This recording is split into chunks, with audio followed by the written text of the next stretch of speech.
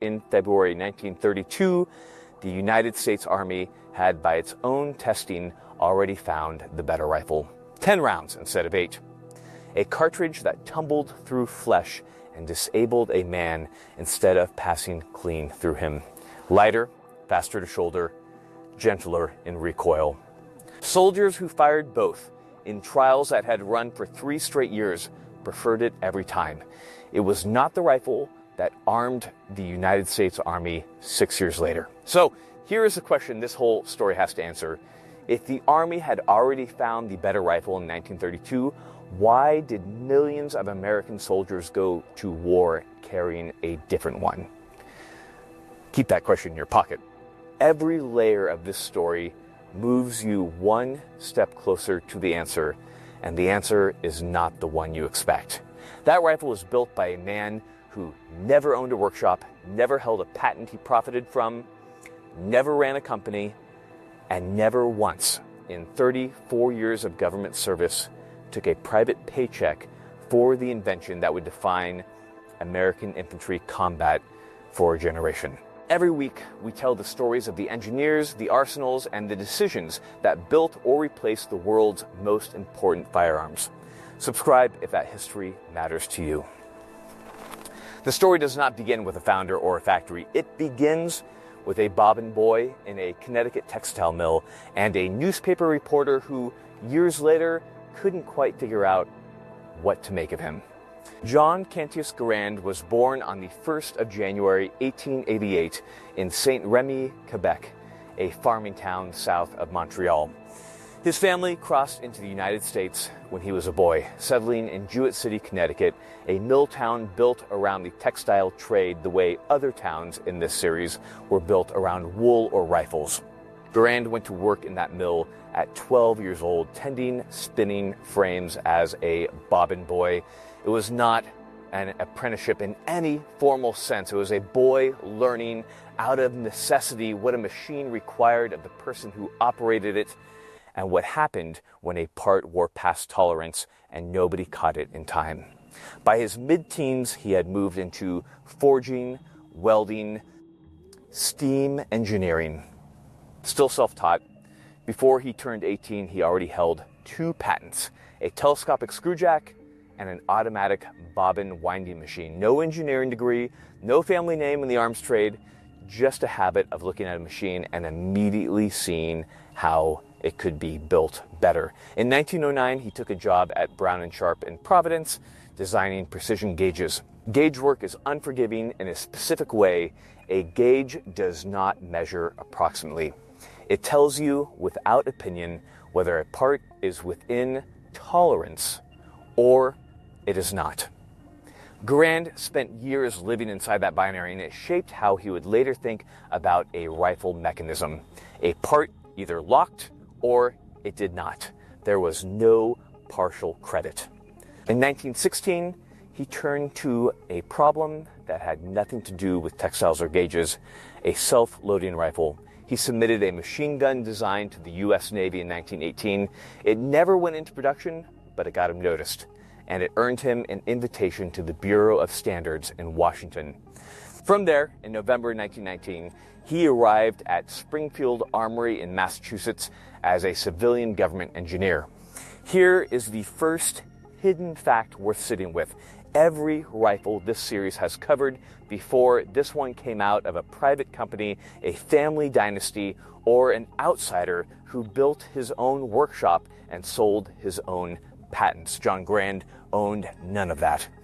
Whatever he drew belonged from the moment the pencil left the paper to the United States government. He would never license it, never collect a royalty on it, and never leave Springfield to start a company around it. For 34 years, that arrangement did not change. We actually know what he was like in person because a reporter tried to describe him in 1941. Once the rifle bearing his name had already made him briefly famous. The profile called him a man of average build and average appearance, with the quiet shyness of the absorbed technician. It noted his French-Canadian birth, his rugged high cheekbones and long jaw, and one detail that says more than the rest combined. After 40 years living in New England, he still spoke with a marked accent. This was not a man chasing a public image. He was chasing tolerances. The fame arrived on top of him. He didn't appear to have gone looking for it. He would need every one of the next 18 years to earn that fame, because for the first decade at Springfield, almost nothing he built actually worked. Garand's first serious design was not gas operated at all. It was primer actuated, a system in which the cartridge primer itself under firing pressure is driven backward a few thousandths of an inch, and that tiny rearward motion unlocks the bolt and starts the cycle. It's an elegant idea on paper. It is also, in practice, a mechanism asking an extremely small and extremely fast event to do reliable work, shot after shot in mud and cold. By the mid-1920s, it was clear the primers of the era simply couldn't be trusted to move that consistently. In 1924, Springfield built 24 rifles for evaluation at Fort Benning, tested against a field of rivals. The one that mattered was John Douglas Pedersen. Pedersen was already a respected name in American arms design. In 1923, the Army's Ordnance Department put him on contract with his own salary and his own office at the Armory, chasing the same problem as Garand from a completely different angle. Rather than force a mechanism to work with the powerful 30-06 cartridge, Pedersen designed a new cartridge to fit the mechanism, a shorter, lighter, 276 caliber round. Built specifically to make a reliable self-loading rifle achievable with 1920s technology. Around it, he built a toggle-delayed blowback rifle, compact, light, just over 8.5 pounds, fed from a 10-round end block clip. There was one serious problem with Pedersen's rifle, and it was not a small one. His cartridges had to be waxed, lubricated in the case, or the mechanism would not extract reliably. A lubricated cartridge in a combat rifle collects grit, sand, and dust exactly where you cannot afford it to. It was a real documented weakness, not a rival's smear. Then, in 1926, the Army revised its standard 30-06 ammunition with a heavier bullet and a new primer, and Garand's existing primer-actuated mechanism could not be adapted to it. Here is the moment worth pausing on. A decade of work broken out from under him by a specification change he didn't control. He did not try to patch it. He abandoned the entire operating principle and started over with a gas-operated system. A portion of the propellant gas bled off through a barrel port to drive a piston and unlock a rotating bolt. And this time he built it twice, once in 276, once in .30-06 in parallel, so that whichever caliber his customer eventually chose, he would not be starting from zero again. That hedge would matter more than anything else he ever did. Through 1928 and into the early 1930s, the Army ran an extraordinary sequence of trials to settle the caliber question for good. Soldiers who fired both the .276 Pedersen and Garand's own. 276 prototype, the T3, preferred the lighter cartridge to the 30-06 they already carried in the bolt-action M1903 Springfield, gentler recoil, 10 rounds instead of 5, faster to get back on target. In the summer of 1928, the Army went further than asking soldiers what they liked. It convened a formal lethality study, one its own personnel nicknamed, without much ceremony. The pig board, a series of tests firing both cartridges into anesthetized pigs to measure actual wounding performance at combat range. The lighter .276 round didn't just perform adequately. In several of these tests, it was judged more severe in its wound effect than the heavier 30-06, because the faster, lighter bullet was more likely to tumble and disperse its energy inside the target instead of punching a clean channel straight through. By 1931, in the infantry board's own trials, Garand's .276 caliber T3E2 beat Pedersen's own T1E3 on the measure that mattered most for a rifle meant to arm an entire Army mechanical simplicity. The T3E2 was built from 60 parts. The Pedersen needed 99. Fewer parts, fewer failure points, fewer things a soldier could lose or break in the field. At the start of 1932, the Infantry Board's recommendation was to adopt the 276 Garand and start funding it. The Army's own 3-year testing program had reached a clear verdict. The better rifle by every criterion the Army itself had chosen to measure. Was the lighter cartridge Garand and Pedersen had spent a decade refining. It was never built. In February 1932, Army Chief of Staff General Douglas MacArthur ordered all work on the 276 rifle and its ammunition stopped and directed every resource toward finishing Garand's 3006 prototype instead. The reasoning the Ordnance Department gave him was almost entirely logistical, not ballistic. The United States held enormous surplus stockpiles of .3006 ammunition left over from the First World War, already paid for, sitting in warehouses. The Army's Browning automatic rifles and machine guns were already chambered in .3006. Fielding a new caliber meant either running 2 ammunition supply chains through the infantry or retooling the machine guns too. In the middle of the Great Depression, with defense budgets cut to nothing, funding a brand new cartridge for a marginal ballistic gain was not a decision likely to survive contact with Congress. Here's a fact worth being honest about, because the popular version of this story and the documentary record don't fully agree. It's usually told as one dramatic moment MacArthur, on his own authority, killed the superior rifle. The record is messier. By the time MacArthur issued his order, Pedersen's own rifle had already been effectively eliminated roughly a month earlier for reasons that had nothing to do with caliber at all, the waxed cartridge requirement, and a testing board that had already turned sharply critical of it. What MacArthur's order actually foreclosed wasn't Pedersen versus Garand. It was Tot 276 Garand versus Pot 3006 Garand, a choice between 2 versions of the same rifle from the same engineer that Garand himself had already prepared for by building both. He had seen it coming. He told colleagues at the time that whatever the 276 cartridges merits, he doubted Congress would ever fund adopting a new one from scratch. So he built the 3006 version anyway in parallel, specifically so that if the Army chose caution over ballistics, he'd already have the answer ready. The rifle that emerged, an enlarged version of the T3E2 rescaled for the heavier cartridge, could no longer hold 10 rounds. It held 8.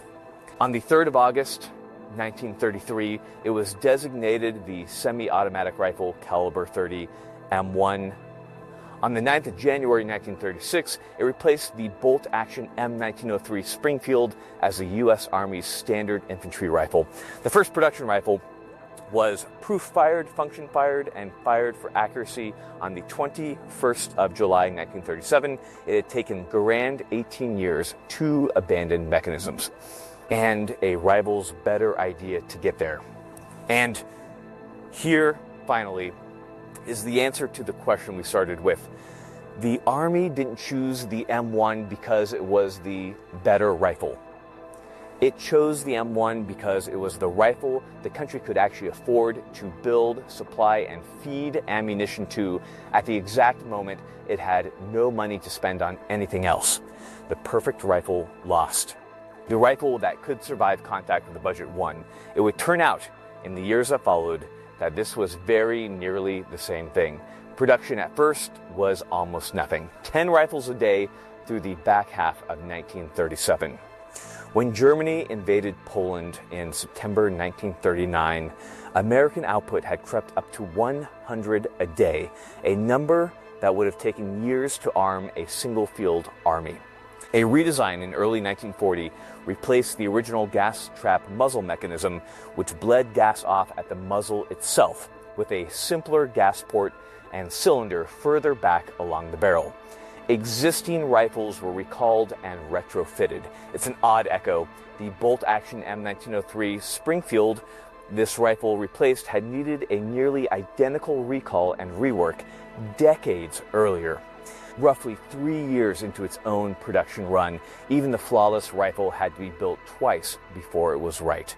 By January 1941, a month after Pearl Harbor, output had reached 600 a day. Winchester Repeating Arms came on under license to build the rifle alongside the government's own arsenal. At its wartime peak, combined output reached roughly 4,000 rifles a day.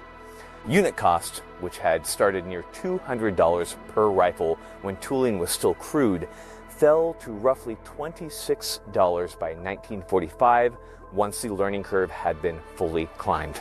Picture that curve as physical freight, crates of rifles rolling out of Springfield by the trainload day after day, each one bound for a port, and then a ship, and then a unit somewhere in Europe or the Pacific that didn't have enough of them yet. By the end of the war, approximately 5.4 million M1 Garands had been produced.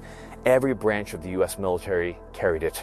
And unlike almost every rival this series has covered, the M1 fought against opponents who were, almost without exception, still carrying bolt-action rifles. Germany's Karabiner 98K, Italy's Carcano, Japan's Arisaka. A trained American rifleman could fire 8 aimed rounds, drop in a fresh clip in roughly 2 seconds, and keep firing, while his opponent worked a bolt handle by hand between every single shot.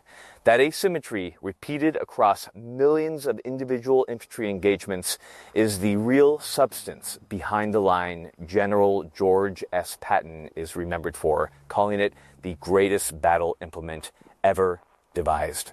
Here's the second hidden fact, and it's one this series audience will already half know and half argue about: the ping.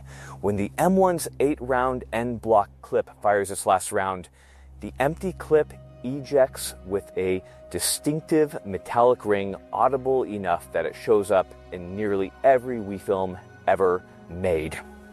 For 80 years, the story attached to that sound has been that German and Japanese soldiers learned to listen for it and rushed an American position the instant they heard a rifle go empty. It is one of the most persistent myths in small arms history, and is very likely mostly a myth. In 1952, the Army's own Operations Research Office surveyed 315 combat veterans of the Korean War, specifically about the clip and its sound. 85 of them thought the ping helped the enemy.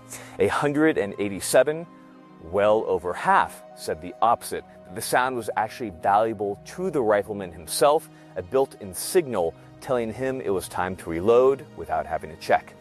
The report's own language is blunt about it. The noise, despite the fact that at close range it could be heard by the enemy, was considered valuable by the rifleman as a signal to reload. Some accounts even describe American soldiers throwing an empty clip against a rock to fake the sound and bait an overeager enemy into standing up early, straight into a rifle that was, in fact, still loaded. Whether that particular trick was common or just good campfire storytelling is impossible to say for certain. What the actual survey data tells us is that the men who carried the rifle, on balance, were not afraid of the sound it made. They learned to use it. There was one genuine flaw: the rifle gave its own side, and it had nothing to do with the enemy at all. Loading the M1's clip required pulling the operating rod handle fully to the rear before seating a fresh clip. Do it correctly, and the bolt locks open safely until the clip is in. Do it carelessly, cold-handed, rushed, and the bolt can slam forward onto whatever is resting against the follower, which is very often the loader's own thumb. 6 pounds of steel snapping shut in a fraction of a second on a hand that just wasn't fast enough. Generations of servicemen called the result, with a mix of resentment and affection, Garand thumb. It became such a universal rite of passage that decades later, long after the rifle had left active service, a young American firearms instructor and YouTube creator would adopt the name as his own on-screen identity, introducing an entire generation who will likely never load a live M1 clip to a nickname born from a training ground injury nearly a century old. Many M1s were rebuilt rather than replaced after 1945, and when the Korean War began in 1950, the Department of Defense placed new production contracts rather than field an entirely different rifle. Springfield ramped output back up, and two new manufacturers joined for the first time. International Harvester, better known for farm equipment, built 337,623 rifles.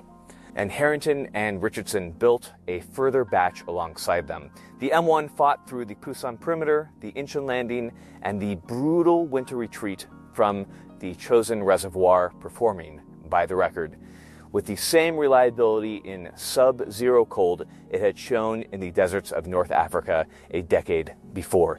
Springfield built one final small batch in early 1957, closing out a run that had reached across all four American manufacturers roughly 5.5 million rifles since 1936. It didn't last much longer as the standard issue weapon. The Army had already begun developing a successor of the M14, keeping the Garand's basic gas-operated architecture, but modernizing it around a detachable box magazine and the new NATO standard 7.62 millimeter cartridge. Springfield retooled starting in 1958. The first M14s reached troops in 1959. The full Army changeover wasn't complete until 1963, and the Marine Corps didn't finish its own transition until the end of 1962. The M1 Garand, in other words, stayed the working rifle of large parts of the American military for the better part of a decade after its official replacement had already been adopted. Then, in 1968, Secretary of Defense Robert McNamara closed Springfield Armory outright as part of a Vietnam-era defense spending consolidation, shutting older government arsenals across the country. Springfield had been in continuous federal operation, building the standard infantry rifle of the United States since 1794. The M1 Garand was the last rifle it would ever design. Unlike the Royal Small Arms Factory at Enfield, unlike the Mauser Works at Oberndorf, Springfield Armory was not seized by an occupying army or dynamited on a foreign commander's order. It was shut by the same government that had built it, run it, and owned every patent that ever came out of it, a different flavor of the same ending this series keeps arriving at. An institution spends generations accumulating a specific, irreplaceable kind of manufacturing knowledge. Somewhere else, a decision gets made for reasons that have very little to do with whether that knowledge still matters. A commercial firm with no connection to the original arsenal later licensed the Springfield Armory name for its own line of rifles built in Illinois. The name persists. The people who made it what it was do not. For most of the last 70 years, the Civilian Marksmanship Program, a nonprofit chartered by Congress in 1996, has been the main way American civilians could buy an original government surplus M1 Garand real military rifles, inspected and reconditioned by CMP armorers, sold at prices far below the private collector's market. That pipeline is running out in real time as this video is being made. Service grade rifle sold out in October 2024. Rack grade sold out in January 2025. The M1C sniper variant sold out in July 2025. Field grade and ever remaining Winchester and International Harvester expert grade variant sold out by December 2025. As of early 2026, only 2 listings remain on the CM's own site. This is not a temporary shortage waiting on the next shipment. The CM's surplus inventory was a finite pool drawn from Cold War era warehouses that have simply run empty, and there is no new supply of original military surplus receivers coming. The private collector's market keeps climbing to meet it. A clean Springfield now runs somewhere between $1,000 and $1,500. A Winchester, built in far smaller numbers, commands a premium of $200 to $500 over an equivalent Springfield. The rarest presentation grade rifles and early pre-1940 gas trap examples sell for figures well beyond that. John Garand retired from Springfield Armory's civil service in 1953. He died in 1974 in the same city where he'd spent his entire working life. A congressional bill to award him $100,000 for his work was introduced at one point and quietly failed to pass. He received instead a modest civil service salary for 34 years, a Medal for Merit in 1944, and 6 years after his death, a small conference room in the Pentagon dedicated in his name, his widow and children looking on. Room 2E680. It is not a museum. Most people who walk past it every day have no idea what it commemorates. Every rifle this series has told you about before this one belonged, in the end, to a company, a family, or a founder. This one belonged to the government that employed the man who drew it. From the day he arrived at Springfield in 1919 to the day he retired in 1953, millions of Americans carried what he built. Hundreds of thousands trusted it with their lives in Normandy hedgerows and Pacific jungles and the frozen retreat from Chusson. The rifle became one of the most consequential weapons in the history of American arms. Its designer drove home every evening to an ordinary house on an ordinary government salary, having signed away every dollar he could have made from it. Somewhere in a CMP order queue right now, someone is waiting on one of the last 2 listings the program has left. It will arrive with a data sheet in the butt trap prepared by an armorer stating exactly what it is and exactly where its parts came from. Nobody will need to guess. That was the one thing John Garand's arsenal always insisted on. From the first proof-fired rifle in 1937 to the last one it will ever sell, you should always be able to tell precisely what you're holding and who built it and what it cost them. See you in the next one.